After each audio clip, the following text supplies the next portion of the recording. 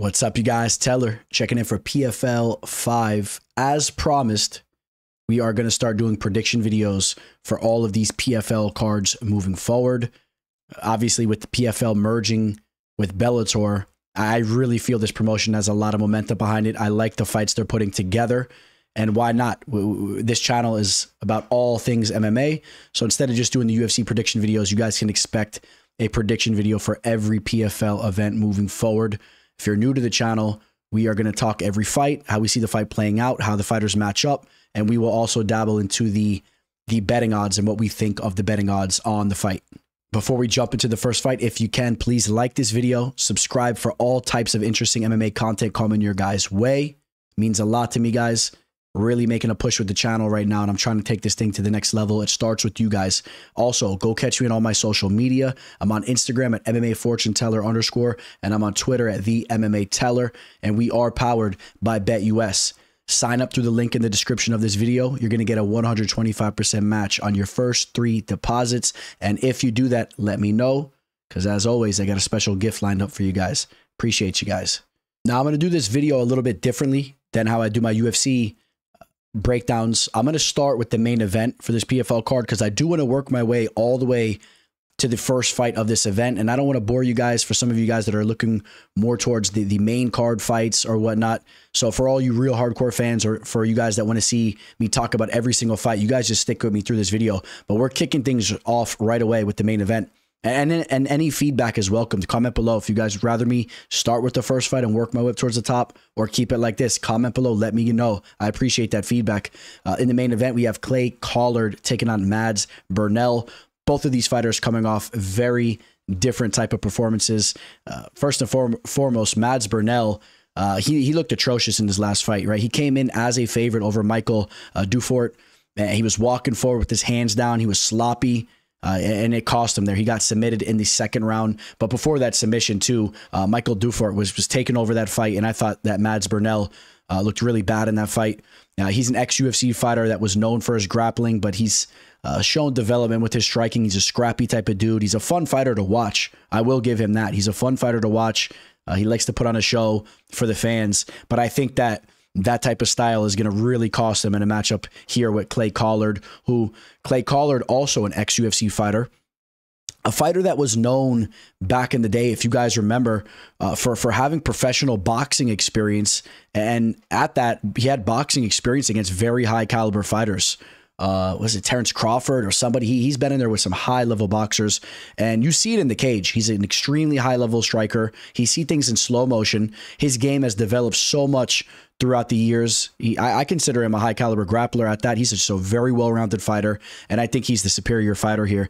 The performance that he just had against Patricky Pitbull was a masterclass. If you guys didn't catch that fight, you need to rewatch that fight, or excuse me, you need to go catch that fight. And if you saw it, go rewatch it as well, because that fight was amazing. He eventually got the finish there in the second round. Losses before that fight, losses to AJ McKee and OAM, 2 high caliber fighters. And then he was on a 3-fight winning streak before that. Victories over Shane Burgos, Stevie Ray, had a victory over Jeremy Stevens not too long ago. That was a fun fight. All right, so I'm a big fan of Clay Collard's. I think he's one of the most exciting fighters in the game. How about that? Not just over in the PFL. I think he's one of the most exciting fighters in the game. I think it's a shame that the UFC let him sneak out of their grasps. I think that he's a fighter that really could have been a household name in the UFC. Kind of has like a Justin Gaethje type of style, although he has more of a striking background. And Gaethje had the wrestling background, but both of them, when they're in an MMA fight, they're just all action and they're well-rounded. So give me Clay Collard to get a finish in this fight. The way he brings the pressure and how dangerous he is offensively, and the way that Mads Burnell's been looking sloppy in there, walking forward with his hands down and whatnot, I think that Clay Collard can find a finish. I mean, this dude moves like he's in the Matrix. He'll be just out of range, and he'll be completely unloading on Mads Burnell. And I don't think Mads Burnell is going to be able to drag this fight down to the mat and exploit Collard down there. Like I said, Collard's well-rounded. He's dangerous. Give me Clay Collard to get a finish in this fight. Right now on BetUS, Clay Collard is a -300. He opened up as a -305. Very minuscule movement. He's a big-time favorite. It's a steep line, but I'll tell you what. It's not necessarily a play I'd be targeting, but I'm not necessarily opposed to having some action mixed up with Clay Collard. I really believe he's going to get the job done in this fight, and I think he's going to make it look, I don't want to say he's going to make it look easy, but he's going to go out there and he's going to do his thing and he's going to get a W. So I don't know if you want to mix it up in a parlay for all you Clay Collard fans. And then if we're taking a look at specific method of victory, maybe you're looking, you know, over on BetUS, they got the under 2.5 set at plus 140. I mean, some potential value there. I think Collard is going to feel real comfortable in the cage and he's going to unload and he's going to let that dangerous striking out on display. And I think he finds a finish. And just to pull up the bracket, that will put Clay Collard at 2-0 for this season. Should get a good amount of points for a finish. And that will put Burnell at 0-2 for the season. And he will really have his back up against the wall, essentially almost eliminated from making it to the playoffs. Over to the light heavyweight division. Speaking about a fighter that the UFC really messed up by letting slip through their grasps, Impa Kasanganay. I mean, this dude's an absolute stud. He's been wreaking havoc since leaving the UFC.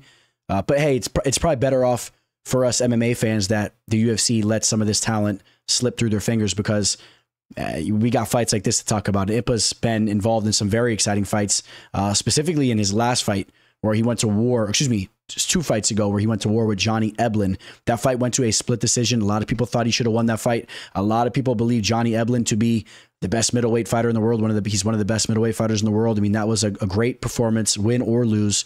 He bounced back with another victory where he knocked out Alex Polizzi, knocked him out in the first round. We'll be talking about Polizzi a little bit later, but Impa is a very well-rounded fighter.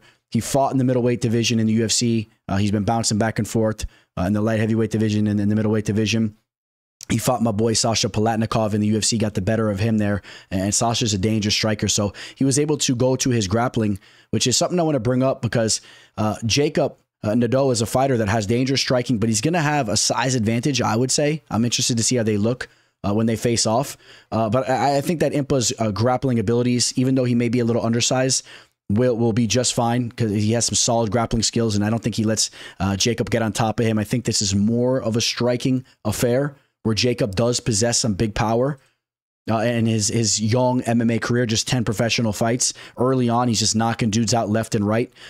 Some people may feel he was exposed in that last fight against the seasoned and cool and calm collected striker and Yagshimuradov, a fighter we'll be talking about as well in a little bit. He got the better of Nedoh, knocked him out in the first round. I still do believe that Jakob Nedoh is a dangerous fighter. He's so young, 27 years old. I think he has plenty of time to figure it all out. But Impa Kasanganay is a fighter that's very seasoned. He has double the amount of pro experience. And I think that he could avoid that knockout strike and just be a step ahead throughout the fight. But I do caution you, we have seen Impa starched before. I mean, how can you forget when he was knocked out against Joaquin Buckley? That was one of the most spectacular KOs that we've ever seen. He was also finished by Carlston Harris, who's not necessarily known for his striking, more of a savvy grappler, decent overall fighter, but still, I mean, now he's going to have this huge man across from him. And I just want to caution you guys, don't be shocked if Nedoh lands a big shot in this fight and shakes the world up and pulls off the upset here. But all in all, I am siding with Impa. I just think he's the more well-rounded fighter and should be a step ahead anywhere the fight goes. And you see him over here holding up the PFL belt. It's funny, he has Nick Lentz to his left, which I have a funny story. I won't go on too much about it. I've mentioned it before, but Nick Lentz, a dude, I literally was turning right at a light and Nick Lentz was hitting a U-turn at that light and we almost had a head-on collision. And we were literally locking each other in the eyes. And I kind of recognized him for a second. It was right outside of America Top Team. So it's not a shocker you're going to see fighters. But as soon as I got behind him, I saw the Minnesota license plates. And I knew for sure that was Nick Lentz. It was right outside of Top Team. And he gave me the old, raising his hands. But he's lucky he didn't pull over. The teller would have had to put him in a guillotine. But, Nick Lentz, longtime UFC fighter, dude that's went to war with Charles Oliveira and all that. So surrounding himself with good people. And obviously I'm just poking some fun. But this is a good fight. And as we take a look at the betting odds, Impa's a minus 400. I'm not necessarily in agreement with that line. It opened at 370. He's now 400. I think this fight may be a little bit more dangerous than some think with just jump, the size advantage that Nedoh has. But I would like Impa at a more reasonable line. But I do want to make it clear I am on Impa being the superior fighter here in all aspects of the game. And I think that he's really hitting his stride as a fighter. And I'm actually going to say that Impa gets a finish in this fight. Like I said, he's a step ahead everywhere throughout this fight, and his striking will be a step ahead, and I could see him landing a big shot. Nedoh, he has that power, but he's kind of clunky. He's a big clunky dude. He suffers a little bit from Frankenstein syndrome, as I like to call it, Franken syndrome, and I think Impa will be more fluid, and I will take Impa Kasanganay to get a knockout in this fight, but the line is a little steep for my liking. And as we pull up the bracket, similarly to the last fight we talked about, that would put Impa at 2-0, and he would really be making some strides on this season. While on the other hand, this would be a devastating loss for a Jakob Nedoh. He'd be 0-2 with 0 points, and he would have his back up against the wall as well. In the lightweight division, we have one of the legendary Pitbull brothers set to scrap. Patricky Pitbull taking on Bruno Miranda. Now, Patricky, a good fighter throughout the years, but obviously not in the same level as his brother, Patricio Pitbull, who was a higher caliber fighter. But still, Patricky, he's had some big moments in the cage. One of the biggest moments we've ever seen from him was when he was starched by Michael Chandler. How can you guys forget that fight? Now, he was finished up pretty badly in his last fight, right? We talked about Clay Collard getting that finish over him as we kicked this video off. So he's coming in weathered, to say the least. He's 38 years old. He's taken a lot of damage. I will say this, man. I like the way he was moving in that Collard fight for as long as it lasted. I think he showed flashes that he's still very quick-twitched. He's a well-rounded fighter. Bruno Miranda is not a spring chicken either. He's 34 years old, and he's a fighter that's been finished in all 5 of his losses. He's shown deficiencies in his submission defense and his chin as well, or just being finished up. So he's been finished, again, in all 5 of his losses. Well, on the other hand, even though Patricky has taken his fair share of losses through all the wars he's been through, about over half of them have come by way of decision. We still do have questions about his durability, though.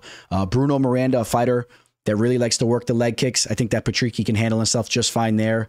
This is a fight that I do have capped pretty closely, and the line is reflective of that. I'm in agreement with the betting line here, but I'm actually going to be sided with my boy Patricky Pitbull, who is a very minuscule underdog. In fact, let's take a look at the line right now, where he's a -115 with the comeback on Bruno Miranda at -125. So, I mean, almost as minuscule as an underdog as you can say. This line, this fight is a pick'em fight. And I would rather be with the crafty veteran, a fighter that I know surrounds himself, obviously, with one of the best fighters on planet Earth, and his brother there.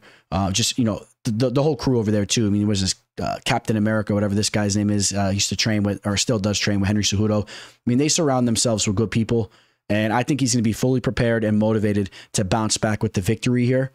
And I could see him getting a knockout finish in this fight, but even if it goes to the judges' scorecards, I think that he'll be a little bit of a step ahead of Bruno Miranda here. It'll play out closely, but I'd rather be on Pitbull's side. And I'm going to say he finds a finish. I'm going to say that the pace is high, and I will pick Patricky to win this fight via finish. It's hard to say knockout or sub, because I think he can go either way. I could see him hurting Miranda and maybe getting a sub as well as he follows him down to the mat. But I'll say he lands the knockout. So give me Patricky Pitbull to get a knockout and a bounce-back victory, even at the age of 38 years old.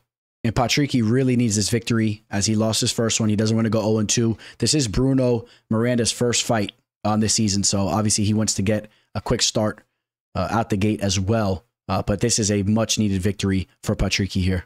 Back up to the light heavyweight division, we got Rob Wilkinson taking on Josh Silveira. Silveira, the son of the legendary Conan Silveira, coach over at American Top Team. Obviously a coach that's trained some of the best fighters in the world. He's been side-by-side training with coaches like Steve Mocco and Mike Brown. So Josh has surrounded himself and has grew up around the fight game. I mean, you got to understand that. I think he's a very underrated fighter. Comes off a victory over Sadibou Sai, but that was a fight we really didn't get to see play out, as Sadibou Sai had that injury. And I would have loved to see how that fight was going to play out. And I think it would have gave us a better idea of what Josh is about. But all in all, I still thought he looked pretty good as long as the fight lasted. And I think that he is a well-rounded fighter, and he's a dangerous dude. If you're lacking with your takedown defense, he'll take you down. He can grapple you. I think his striking is coming around. He's already 31 years old, so he's a mature. He's a mature fighter physically. He's turning into a real. He's turning into a grown man right now. So even though maybe some of us have been keeping up with him so much throughout the years, he's starting to make a name for himself. Rob Wilkinson, on the other hand, a fighter that fought in the UFC a long time ago, Now, you might not really recognize him because he's huge these days, fighting up now at the light heavyweight division. I believe he used to fight in the middleweight division a long time ago in the UFC. And I think he's a much better version of himself, to say the least, right now. You remember he fought Israel Adesanya, and he may have welcomed Izzy to the UFC. I know he was one of Izzy's first fights where Izzy was able to finish him up. It might have been Izzy's second fight, but he went 0-2 in the UFC. But since then, he's been wreaking havoc over in the PFL, and every fight he's had since then, he's won. Even fighting in some of these lower level regional fight scenes, Australian FC and Hex Fight Series. He's just been winning left and right. Thought he looked very good in that Tom Breese fight. And I'm going to cut to the chase here. It's funny because I was talking with one of my boys who was an ex-UFC fighter. We were talking about Rob Wilkinson leading up to that last fight. In fact, we were watching it, kind of talking with each other, and he was kind of highlighting how it's kind of known that Rob Wilkinson is on the juice. I mean, this dude blew up. He's humongous, and it's just kind of obvious. And it was funny because if you remember, at the end of that fight, after that victory, the telecast kind of left the audio going, and you heard Sean O'Connell, whatever his name is, the commentator, Sean, you heard him talking and joking about Rob Wilkinson being on the juice. So it's funny because this dude I think he is, and the size advantage he has going into this fight, I think it's going to play dividends. I think that Josh is live to have an upset in this fight, but I'm definitely going to be on Rob Wilkinson to get the job done. He's a -280 on BetUS. He's a pretty big favorite. He just is a dangerous dude right now. And I think he could use his striking to have success. He's a well-rounded fighter. He's just a bigger dude in there who's really hitting on all cylinders. Does Rob Wilkinson get a finish in this fight?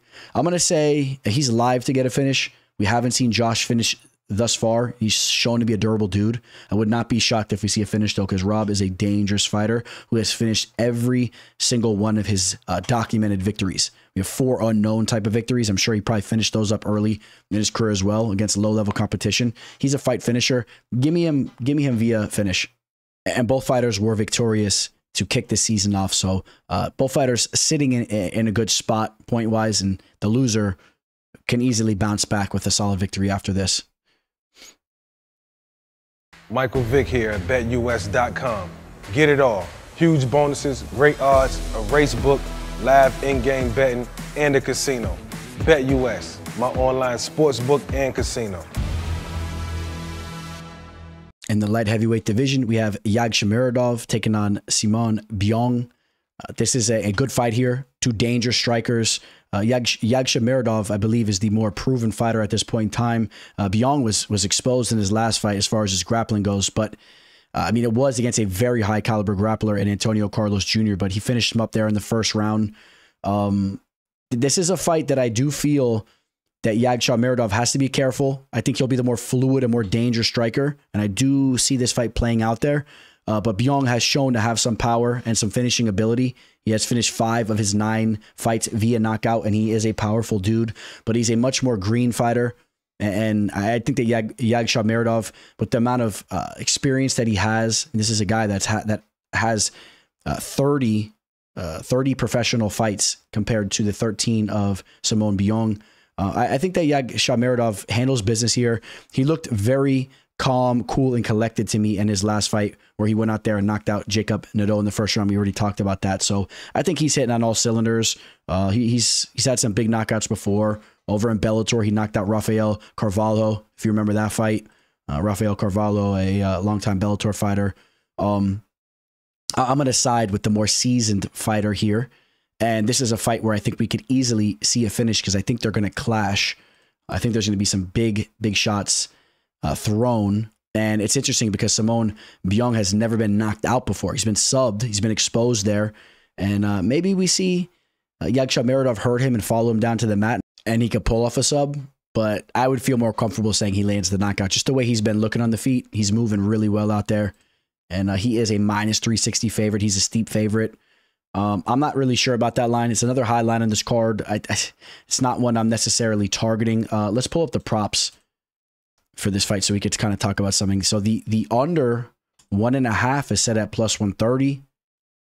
With the over 1.5 being set at -175, I think there's more value on an under in this fight because both dudes are dangerous, and I would not be shocked if somebody gets hurt early in this fight and we see a knockout. At least you're getting some plus value there, but that's not a play that I'm crazy about. I'm not pushing you guys towards your bookie there to go lock that bet in. But that's what I would bring up in regards to this fight, where I see some value, because it's just Yagshimuradov at minus 360 is a little bit too risky for me, and I'm not really looking to target Biyong at plus 230 with how bad he looked with his grappling in his last fight. Antonio Carlos Jr., aka Shoeface. Remember Antonio Carlos Jr. Destroying dudes in the octagon, and he's still been handling business outside the octagon. He's had a very successful career, taking on Alex Polizzi. Alex Polizzi, fighter that has gotten a lot of buzz throughout the years with the wrestling pedigree he has, but has really came up short in all the big fights that he's had, if you ask me. I mean, you could mention over in the LFA and the regional scene, he had a head kick knockout of Jamal Pogues, I believe, and then he also did have a decision victory in his Bellator debut against Rafael Carvalho, who we just talked about. But then, I mean, you think about all the other big fights he's had. He lost to Julius Anglicus, lost to Yoel Romero in brutal fashion. A very old Yoel Romero was hit with like a flying knee and finished up. Just lost to Carl Moore and was brutally ran through by Impa Kasanganay.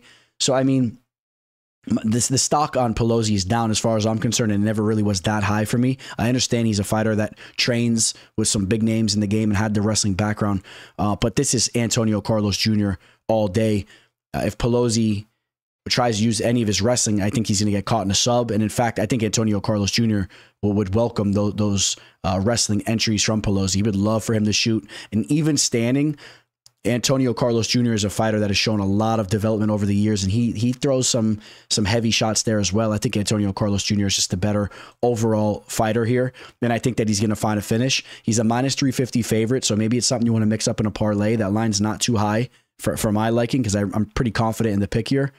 And then if you want to go to some props here, the under 1.5 is at plus 115. Maybe you're looking for Antonio Carlos Jr. via sub, which would be something like pick'em odds.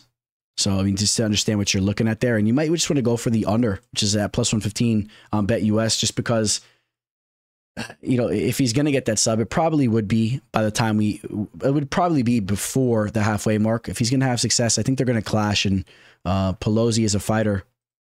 You look at some of his more recent fights. He was finished up in the first round. And he was finished up very late by Yoel Romero, but he took a lot of damage in that fight. Did make it to the last second of the third round there. But I still lean towards an earlier finish for Antonio Carlos Jr. I'm going to say via sub. All right, over to the prelims. We'll slide through these nice and smoothly. Brent Primus, longtime Bellator veteran, 39 years old, still looks to be in phenomenal shape, taking on Solomon Renfro, a fighter in Renfro who was a big-time prospect working his way to Dana White's Contender Series. A lot of people thought that he should have got the win against Johnny Parsons and should have got a contract. That was the main event of that episode. That didn't go his way when it went to the judges. Unfortunately, that's the case with a lot of fights that go to the judges' scorecards. Then he goes and fights in the regional scene on LFA, gets knocked out by Adam Fugit, but Adam Fugit is proving to be a very dangerous fighter, so that loss doesn't look the worst. Goes on a 3-fight winning streak on the regional scene, even gets a victory over in PFL, and then he follows that up with 2 losses in a row, fighting some tough dudes over here, and Magomed Kiramov and Gadzhi Rabadanov, who we'll be talking about in a second. Listen, I understand Solomon Renfro has some raw tools, but every time he's in the big fight, man, he comes up short. And a fighter like Brent Primus, who is a crafty veteran, I think that he'll know what to do to get the job done here. He just submitted Bruno Miranda. I mean, he's a fighter, like I said, that still looks to be in good shape. Had a big victory over Benson Henderson in 2021. I know it wasn't the same Benson Henderson that we knew back in the day, the old Bendo, but I mean, Primus is just a true pro. You know, had a victory over Michael Chandler, if you guys remember that. I think that's where he checked the kick and Chandler's leg got all messed up. But Primus is well-rounded. I think he can go to his wrestling, but he can mix things up. And I feel more comfortable being on Brent Primus in this spot. But I will say this, especially when the line's creeping up to the minus 200, so I'm not crazy about that. And I think there's more value on the Solomon Renfro line at plus 150 if you can catch it there at those dog odds, because maybe he could finally start to put his head on his shoulders and figure this game out. He's still young and he has those raw tools. But all in all, I still am siding with Brent Primus to get the job done. He's been looking good physically for his age. Up next, we have Sadibou taking on Tom Breese. Sadibou was not impressed with the way he looked in that last fight for as long as it lasted. He had that fluke injury. He did not want to be in the cage. As soon as that injury occurred, he wanted out of that fight. Okay, so I think you can question his mental. Maybe I'm being a little tough on him because maybe the injury was worse than I'm making it seem to be. But there's guys that we've seen in there, man, that fight with their toes hanging off and this and that. And I don't know. He hurt his finger in the fight, and it was an injury to his thumb. And he instantly looked at the ref and basically said, "I went out of there." I know besides that, he is a dangerous fighter, but Tom Breese is a dangerous fighter as well. A former UFC fighter that really has some solid tools in his arsenal. He's a fighter that has struggled with mental health. I remember he would pull out of fights in the UFC all the time because he just wasn't mentally stable. All right. But he had all the raw tools in the world. And he was a fighter I was very, very high on back in the day. If you remember back when he was fighting dudes. If you think about this, man, when he was early on in his UFC career, he was undefeated and was 3-0 in the UFC and eventually lost to Sean Strickland, but he was very highly regarded. But he missed a couple fights. He did not make the walk. But he's still in here doing his thing. If you take a look at his losses, they're all against high-level competition. He's 18-5. He's 32 years old. He's still in the game. And, we get to the betting line right here. Tom Breese is a plus 150 underdog. It's hard to back this dude, Sadibou, but all in all, I think that barring there's no fluke injury and this fight just kind of plays out smoothly, I think Sadibou can land a big strike in this fight. He could potentially get Tom Breese out of there. We just saw Tom Breese get finished up. He's been knocked out in 3 of his 5 losses. Sadibou is a dangerous striker. 50% of his wins come by way of knockout. I'm going to say this time, Sadibou, he puts the train on the tracks and nothing fluky happens. And I'm going to say he can get a knockout in this fight, but I feel comfortable siding. Not comfortable. I feel that I will side with Sadibou, but actually the dog is live in Tom Breese. Sadibou at minus 200. I wouldn't be targeting that line if I was you guys. That's an intriguing fight though. We got Gadzhi, Rabadanov, who we just talked about. He's taking on Elvin Espinoza. This dude, Elvin Espinoza, still undefeated. He pulled out the Hail Mary flying knee against Adam Piccolotti. If you guys remember that, man, I was really stressing out. I won't go into too much detail, but I was getting some word that this dude was the real deal and we were high on him. So I was looking to back him. And I feel he's a good fighter. And I want to give credit to the way he pulled that fight out in the 3rd round when he was completely down and was on his way to losing a unanimous decision. You got to give him credit getting the victory over Adam Piccolotti. But I do also believe that Adam kind of exposed him a little bit. He looked a little stiff with his striking. He's a high caliber grappler. He has some solid grappling skills, but I don't think he's going to have what it takes to go out there and take out Gadzhi Rabadanov, who's 21-4. I think that Rabadanov will just be a step ahead of him, and I think that he will cruise his way to a unanimous decision, which is something he's done often. Just about half of his victories are by way of decision. I think that's what he's been doing as of recently too, and I think that Rabadanov will win a unanimous decision. I don't think Elvin Espinoza is going to be able to pull that rabbit out of his hat in that fight. Rabadanov is at minus 290 right now. Maybe you're looking at him to win via decision, get that line to come down. I can't back Espinoza once again, just the way that fight went. I can't be all stressed out banking on him to land a flying knee. But to play devil's advocate, I will say Espinoza is an absolute dog. All right. And he's a tough dude, but I don't want to back him in that spot there. The Canadian Michael Dufort, 30 years old, coming off a huge victory where he was able to go out there and sub Burnell. We talked about that fight. Submitted Joe Giannetti before that in Cage Titans, had a victory over Luis Pena. So some recognizable names outside the UFC, and I think he's been looking good. Also note, Joe Giannetti will be taking on Peter Barrett. And if you guys remember, I interviewed both of those dudes on MMA Live Discussion back in the day. Both of those guys are great dudes. I'm very excited for that fight. It's taking place July 20th. And it's kind of cool because they both are fighting out of Massachusetts, and they kind of look at it as that the winner of that fight will be the king of Massachusetts. And that fight will be taking place over in Cage Titans, which obviously has a huge presence over in the Northeast out there in Massachusetts. That's a fight I'm very excited for. But back to this fight, I feel that Michael Dufort is starting to make a name for himself right now. Adam Piccolotti looked good in that last fight as long as it lasted. We were just talking about that fight. But he eventually got cracked and he was finished up by Elvin Espinoza. I'm going to side with Michael Dufort here. I have more faith in him. Adam Piccolotti, a little bit up there in age, and I don't like the way that he kind of faded and crumbled in that fight.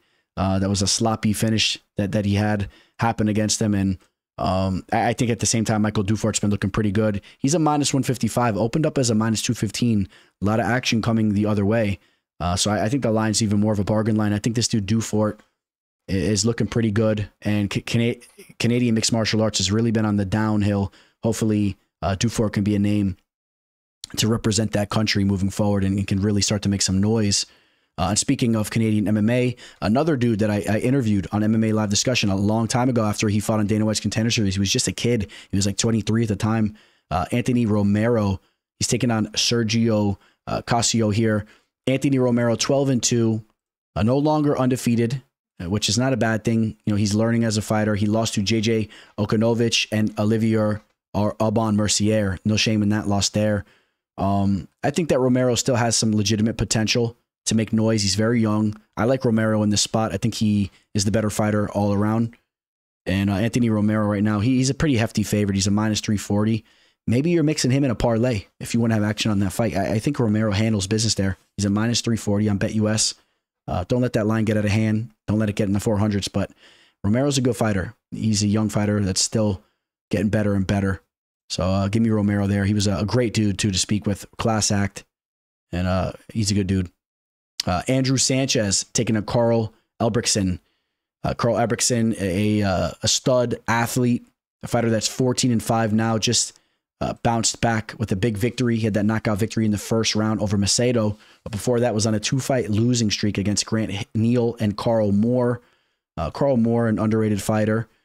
Before that, he had a victory over Yagshimuradov, who we've been talking about, who's been very hot. It's a big victory that he has here. He's had some big name fights before, right? Fought Phil Davis back in the day. Andrew Sanchez, a former UFC fighter, has some heavy hands, has the wrestling pedigree as well. I was a little surprised to see the line where it's at. I think people are overlooking Andrew Sanchez a little bit. He's had some solid flashes in the octagon back in the day. He's on a 2-fight winning streak right now, just defeated Gabriel Checo and Taylor Johnson. Johnson, a stud athlete. Had victories against Wellington Turman in the UFC. Marc-Andre Barriault, who has a fight coming up as well. Marcus Perez. His losses aren't the worst. I mean, the Ryan James one was a bad one, but that was a fight where he was dominating him and then he got caught. Anthony Smith, a very respectable name. Khalil Roundtree. I think that Andrew Sanchez is being overlooked here a little bit because as you get to the betting line, Andrew Sanchez at plus 160. I don't know. I mean, I know Carl's been looking better as of recently, and I know that Carl is a little bit of the naturally larger dude. He's a younger dude. Oh man, I got to give you guys some dogs here too, right? Give me Andrew Sanchez to pull off the upset early on in the card. I don't say it with an overwhelming amount of confidence, but I like the value on that line. And it's a tough fight. Carl's been looking good, but I will take Andrew Sanchez. This video is brought to you by BetUS Sportsbook and Casino. We have these two undefeated fighters. Brayhan Zurcher, I believe it is, 8-0. He's a fighter now that makes his PFL. No, he's fought in the PFL a while ago. Then he went out and fought over on the regional scene, got a couple knockouts, had victories in PFL over Ricardo Jimenez, Scotty Stockman, and Mike Bardsley. He is a big time favorite here. He's a minus 500, open up at a minus 590. And that's a tough line to target. And Zurcher, he is the fighter that has a lot more buzz around him, and he should get the job done here. Seems to be better on tape, seems to have a lot more potential, a higher ceiling. Both fighters undefeated, and both fighters really haven't fought that high level of competition. So it's kind of hard to judge where they're at. But Zurcher looks the part way more so. He can give Julian Ruiz his first loss, and I could see Zurcher getting a finish as well. He's been finishing dudes left and right. He's a dangerous guy. Coming off 2 knockouts in a row. Had a submission in his last PFL fight. I mean, he's been quite the fight finisher. And I'll say he gets a finish. Hey, you guys, if you're looking to work with me for the exclusive bets that I'm targeting for this card, and then specifically for my UFC plays, which I put a lot of work in on, reach out to me. But I will have some action tied up in this PFL event. So reach out to me, whether it's through Instagram, Twitter, or email, and I will give you guys further details. And we will be cashing. All right, guys, that's going to wrap up PFL 5. Hope you guys enjoyed this video. Like I said, I'll be pumping a lot more PFL content out to you guys, and I'll even set it up better moving forward. I'll make sure that we clean up these videos, as I've been pushing a lot of content. I actually just recorded UFC 303 before this, so I've been just ripping up this mic. Actually was featured on another show too. Had a little bit of like an interview type thing on another show earlier today. So I've been on this mic for hours.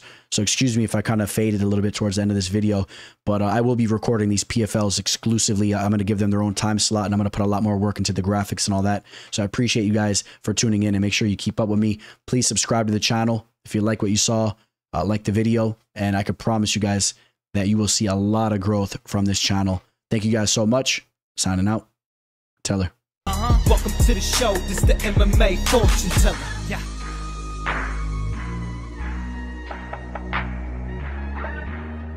The MMA fortune teller. The teller.